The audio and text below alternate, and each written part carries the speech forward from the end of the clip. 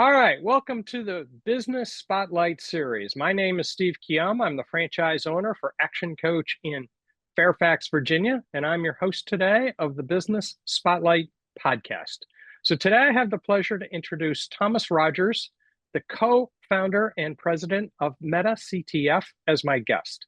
And today we're going to talk about Thomas's business, his journey into business ownership, challenges, best practices, and share a peek into what it's really like to build and operate a business. So if this is your first time on the channel, be sure to like and subscribe to get notifications when a new show like this drops. Thomas, welcome to the show, and thank you for being here today. And if you don't mind, please give us a little bit of background about who you are and tell us a little bit about the business. Sure, great. Thanks, Steve. So yeah, as you mentioned, Thomas Rogers, co-founder of MetaCTF. We are a skills assessment and development platform for predominantly cybersecurity teams, and we help corporate cyber teams to have a better understanding of their skills and capabilities, and then Mhm. ideally help them to grow those skills and capabilities over time. So Mhm. happy to be here and excited to talk to you today. Awesome, awesome. Um, Let me start a little bit about some context. So how your business is structured. You're a co-founder. You have at least one partner. Do you have other partners? You have outside investors. How are you structured at this particular point? Sure, yeah. So I have one other partner currently. It's a business that my co-founder, my partner, started when he was actually an undergrad at University of Virginia, and he had a couple other partners at that time. They've since moved on to other great things. And I joined really about a year and a half after he had started the business. And we have a base of employees, so we have about 10 employees, Hmm. or 10 total employees, including the two of us. We do have a couple outside investors, so some great kind of early partners there. Hmm. Hmm. And we actually started more as a tech-enabled services business, so we were Hmm. um, still in the same space, helping these corporate businesses who have cybersecurity teams, and some kind of like private and public sector, both sides, Hmm. to run hands-on engaging training sessions for Hmm. cybersecurity to learn new things and grow skills. And so we actually, yeah, like I said, we started services. We were doing a lot of like training sessions, workshops, and actually the primary thing we did was host, run, and manage cybersecurity competitions. Hmm. Usually the competitions being a part of like a training program, but still Hmm. the competition being like a very kind of engaging, hands-on way to get people to learn new things in cyber. And so yeah, that was the origin story. We've since moved into more of a technology first business, whereas Hmm. in the past it's been kind of technology facilitated by people, but Hmm. um, that's kind of the software as a service transition that we're undergoing currently. And but in terms of the structure, it's me, myself, and my partner, our awesome team, and then a couple investors. Yeah, good, good, good, good. There is quite an evolution going on here as to what's the people part and what's the AI part in a lot of these businesses. Yeah, that's an Sure. interesting piece of this game. Cool. Um, Going a little bit deeper than that, you've got the role of president, but you probably got a whole lot of other roles that you're playing in the firm too. What are all the hats you have to wear at this particular point in time? Which ones have you let go of, and where are you going with the organization? Yeah, so it probably easy to break it down between me and my partner. Like, where do we Hmm. focus? Each of us focus. The good thing is Hmm. we don't have a ton of overlap in like our skill sets and what Good. we enjoy focusing on and what we're good at. So we kind of manage parallel in a Hmm. lot of senses. So I lead sales, marketing, customer success, Hmm. and do and work on product a little bit and just helping to inform what customers are asking for. My partner focuses on engineering, training, content development, product, Hmm. and so yeah, kind of very kind of even split between like the business side, the Yeah. engineering side. And that's the title's maybe a little less meaningful at this stage. But yeah, really just spending most of my time with customers and trying to help them grow with us and trying to find new ones. Awesome. So you got a really good balance between your sets of skills and how you apply them. Awesome. Yep, That, that's yeah, right. fantastic. Um, let's talk a little bit about who you serve best. You've used the word corporate, but that leaves a lot open. I'm assuming corporations that have IT teams or some sort of in-house teams. Where do you find yourself focusing? Where are the sweet spots? Yeah, to at this point, we work with a lot of large companies, so Hmm. uh, many Fortune 500, Fortune 1000 type companies. Hmm. The common theme there is big companies Hmm. have a lot to protect and a Hmm. lot to ensure that are sort of taken care of. So they generally have larger security teams and budgets and things, and Hmm. so yeah, just a lot more to manage there. So l larger, companies, we've had a lot of traction and add a lot of value to technology companies. I think in Hmm. general, just companies who have a lot of, engineers, IT people. Um, I think there's a lot of sort of merging in the skill sets and responsibilities between general IT and cybersecurity. If you have some sort of technical responsibility at a company, you do have some Mm. sort of cybersecurity responsibility as well. And so have seen those lines blur. I mentioned government. So we've worked with a few branches of like the military and Mm. across different groups, mostly kind of like smaller subsectors there. But as you can imagine, a lot of like intelligence and things like that are super important. Um, Consulting firms, financial services, th those are just some of the kind of sub industries that we've had some success in helping. But yeah, general theme being, do you have a cybersecurity team? Is that team, responsible for some level of, responding to threats, protecting against threats proactively, Hmm. um, defense, and even like general software developers, just Hmm. do you have some responsibility in like writing secure code and making sure your systems are up and running and protected? Hmm. Awesome. Awesome. What kind of competition do you face and how do you stand out from? There's a lot of competitors kind of in the typical security training space. So there's a lot of legacy players that provide more kind of traditional training, so classroom Hmm. based, lecture based. So we do, a lot of senses compete against those.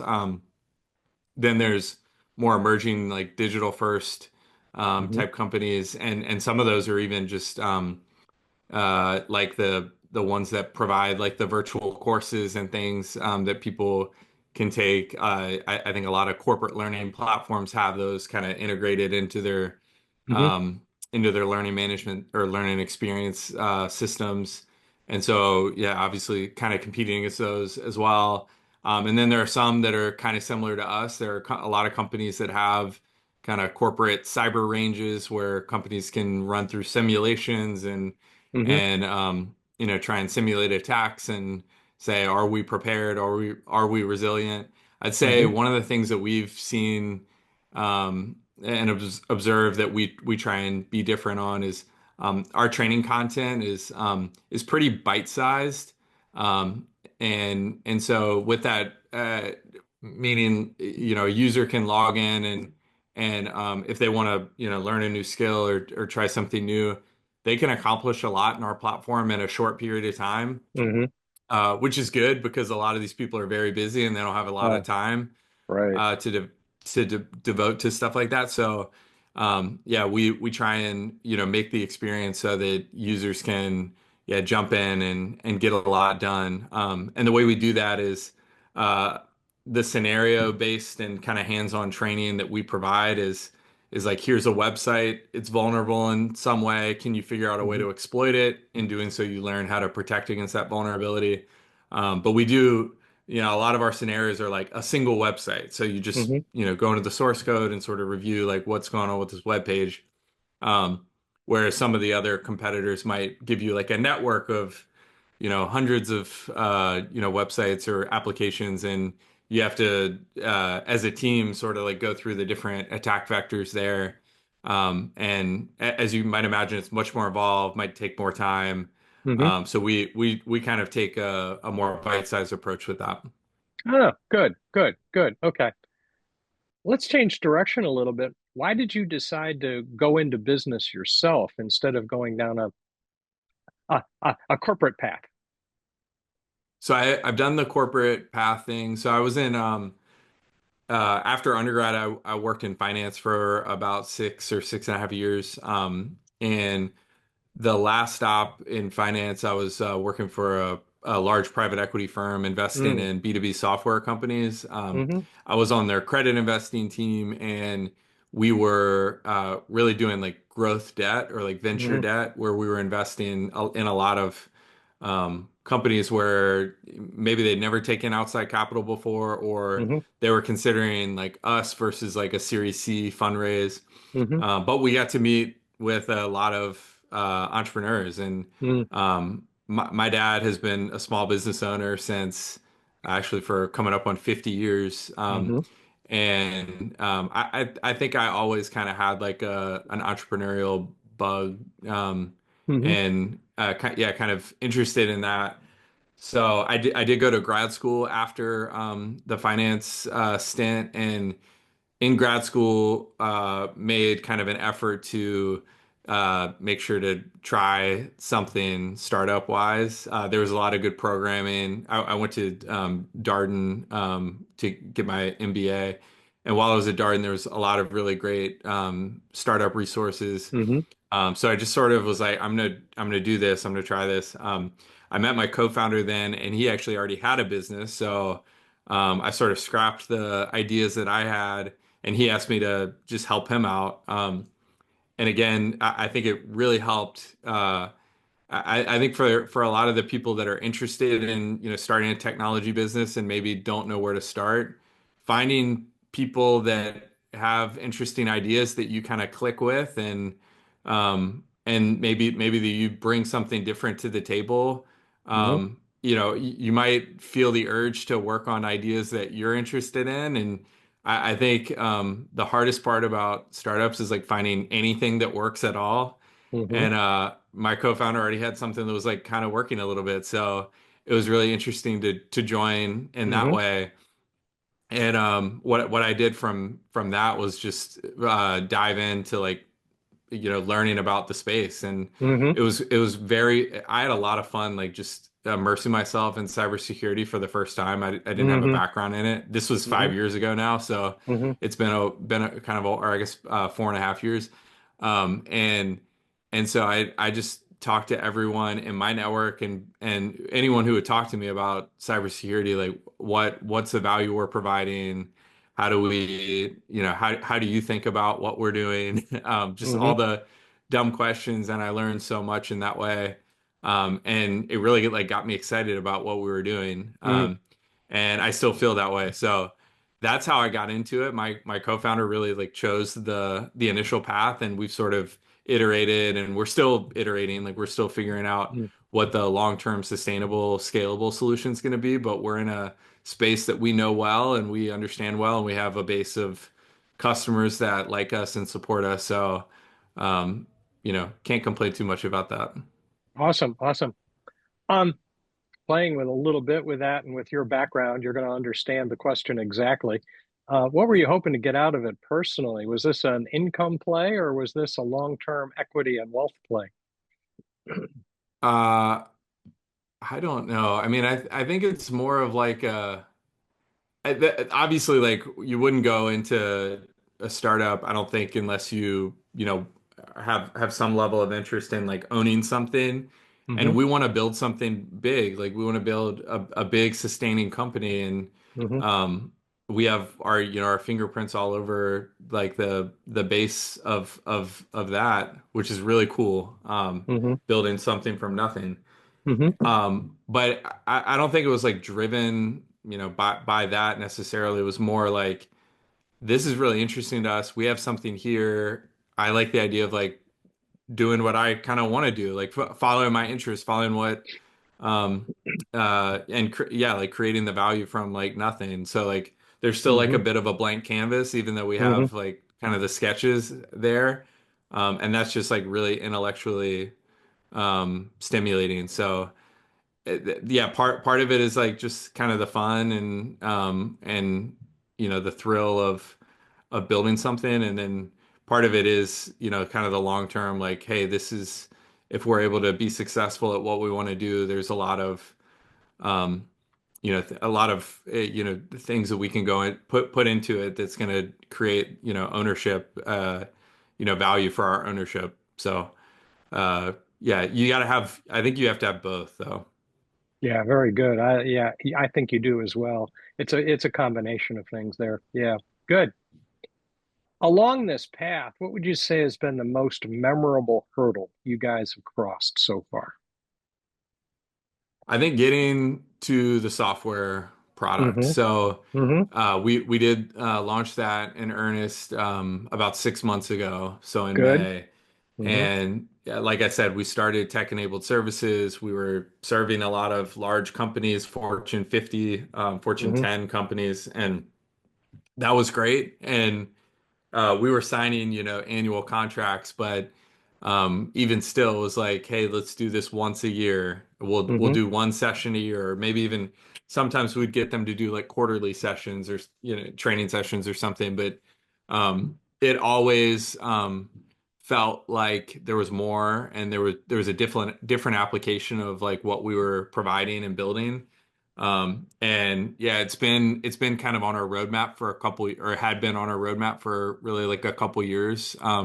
But it really started to solidify, I'd say, like 18 months ago, the Hmm. vision for the software. And um, yeah, I still remember kind of sketching those out on like pieces of paper and like what we thought that they would look like and what that platform would look like. And now it's in the hand of about 30 companies using it Good. to and so yeah, I think that was the biggest one, and now it's a matter of like how do we I mean it's funny how quickly it feels like, man, this could be so much better. Uh-huh. It's like you launch it and you're like, this is great, I'm so happy about this, and 2 weeks later you're like, God, I can't believe we are not further along by now.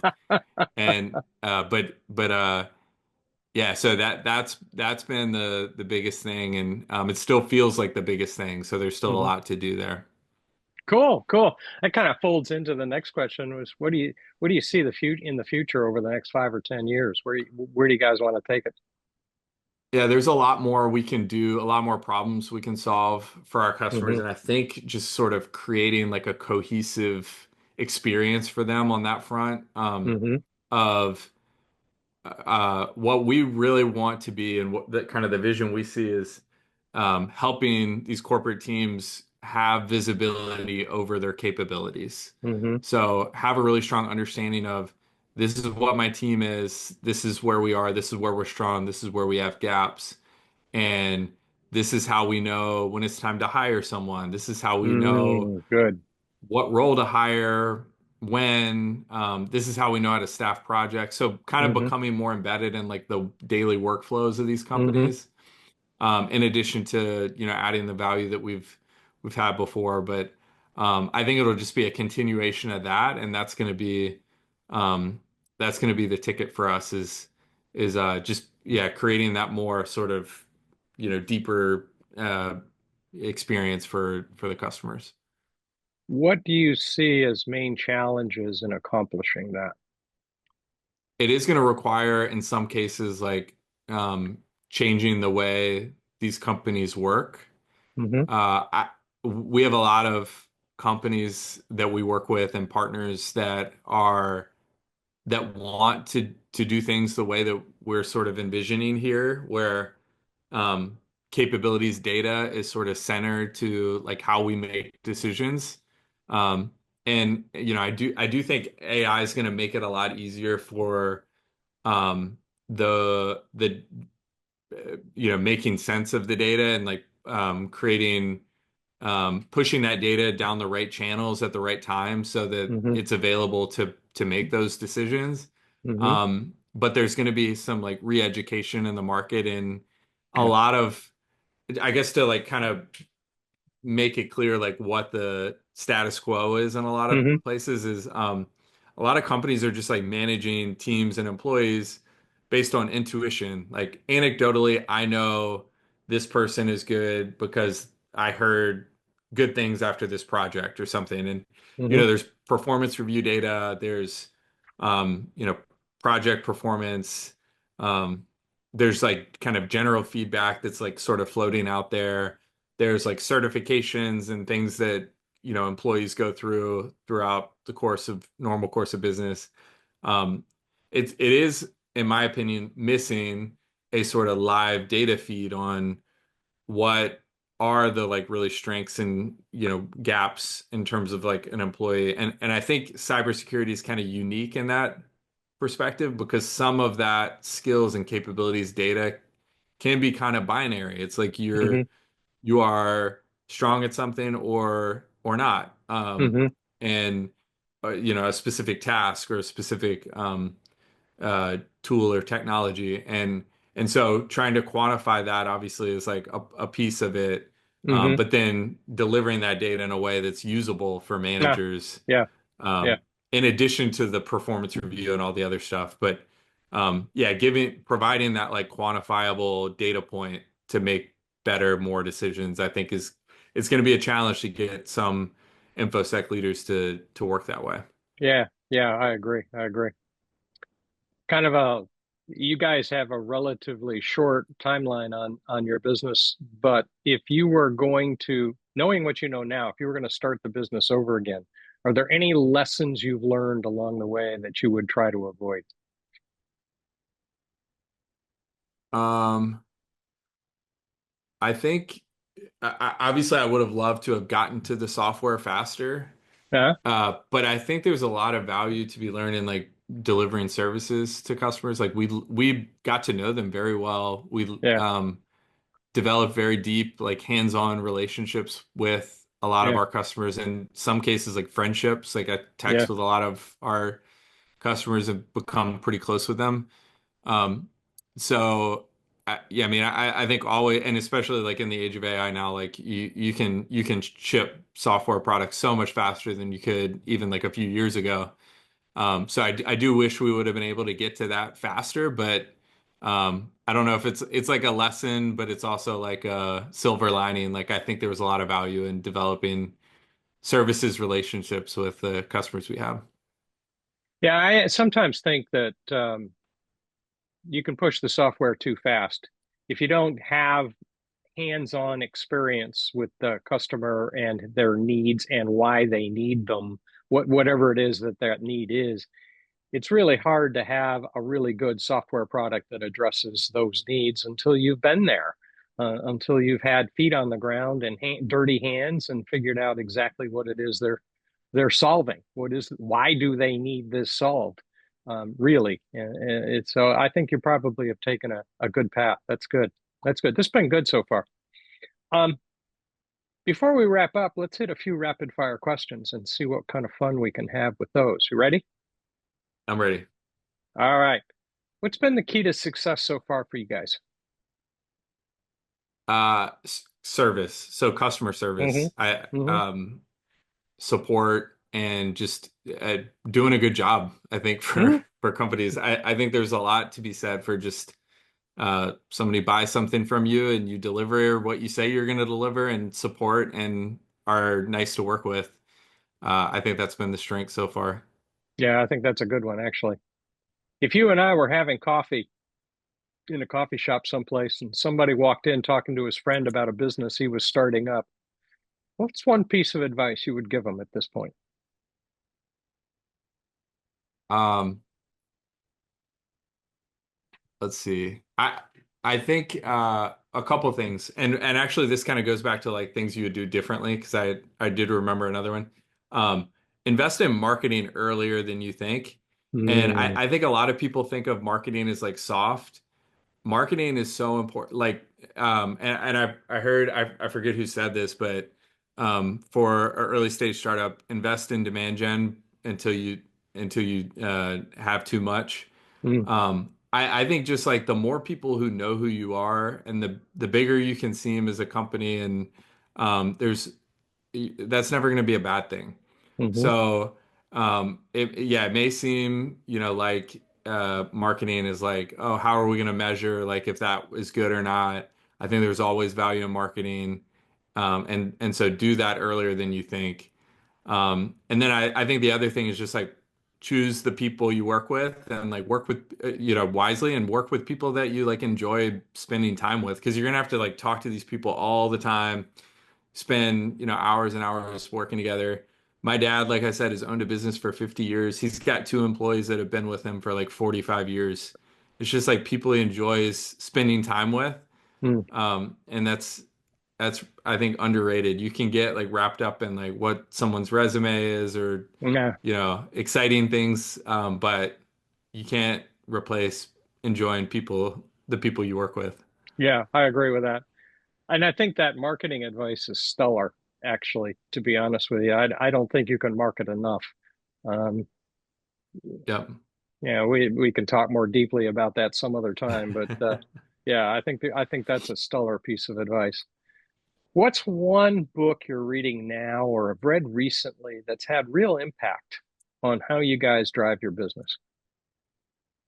So well, impact on how we drive the business. So I'll caveat this by saying I've been a bad reader this year. I've got two books on my nightstand that my wife got for me that she read and she was like so excited for me to read, and I haven't gotten to them yet. So I feel a lot of shame about that. I did read a book earlier this year, a few months ago, called Courageous Marketing. Hmm It's by, I think he was the CMO at Gong or one of the sort of sales. Uh, the way he talks about it, it kind of reminds me of the what is the other one called? I have it right here. The Purple Cow book, the Seth Godin book. Just like try weird stuff in hmm marketing, like doing the like scripted LinkedIn post, 3 times a week that people can tell is like half AI written, and like Yeah, that's not going to do anything. So, yeah. trying to do things, and we're starting to try and do. I guess over the past 6 months, we've started to try and do some newer things. I think we could probably still stand to like try and stand out a little bit more, but Yeah. yeah, courageous marketing is a really good one. One of the things the guy that wrote that mentioned in that book was really early on they did a Super Bowl ad, but they did like a regional Super Bowl ad, so it was like a fraction of the cost of like the global one. hmm And they basically just like promoted it everywhere. So their prospects and customers saw it and they were like, wow, they have a Super Bowl ad. But Yeah. really it was just like on in like the Boston area or Yeah. something. Yeah. And Yeah. yeah, just kind of random weird stuff like that. I like weird when it comes to marketing. Fantastic. No, that's very stellar advice. That's great. You've had a great journey. You guys have done well. What are you most proud of in that journey? I think the relationships we've built with Mm, customers. So good. I think I remember going to an industry event maybe like 6 months in, and like I said, I didn't have like a network in cybersecurity, so I was like meeting some new people, but it was very clear like, wow, we have like a long way to go in terms of Mm, um, just like being immersed in the community and like hmm developing relationships. Now we're sort of, planning our conference schedule for 2026, and mm, a lot of the conferences are built around like where are our partners and customers and friends and like where are they hmm located and who can we get to an event or something, hmm and the lists are much longer now. So I mean that's Yeah, one that's like fun, and it's just good. It's good that we have like really strong relationships with good. customers, partners, prospects, kind of across the board. Excellent, excellent, excellent. Just kind of flip side of that, if you had a magic wand and you could magically improve something in your business this afternoon, what would it be? I mean, there's how long do you have? I mean, um, like the So many things, obviously product wise, like we have a long way to go and are excited to build. Mm, There's obviously value in like the process of that, but definitely that. And then, I think sales and marketing, there's a lot more we could do. We're in the process of rebranding right now. So changing our company name from MetaCTF to SkillBit. So I mentioned the hmm bite-sized skill development. That's kind of hmm where that comes from. And so rolling out new website and new branding and things like that, that actually is probably the best answer is the magic wand on the rebrand. Like, let's Be done get with it. done with that. Yeah. Yeah. I can relate to that. So maybe most important question, how can people who want to know more connect with you? LinkedIn is great. I think that's probably the best place. I try and post there. We mentioned marketing. I try and post there 3+ times a week. So connect with me or follow me there. Hmm Also, I'm easy to reach via email. So email is just Thomas at metactf.com or at skillbit.com. I have that email live too. Oh, good. Um, Okay. so either way. Good, good, good. Last question. What's most inspiring to you today? Oh, that's tough. I mean, I have three young kids. They're all 5 and younger. And I work from home a lot, so I do kind of get out in the world some, which is good.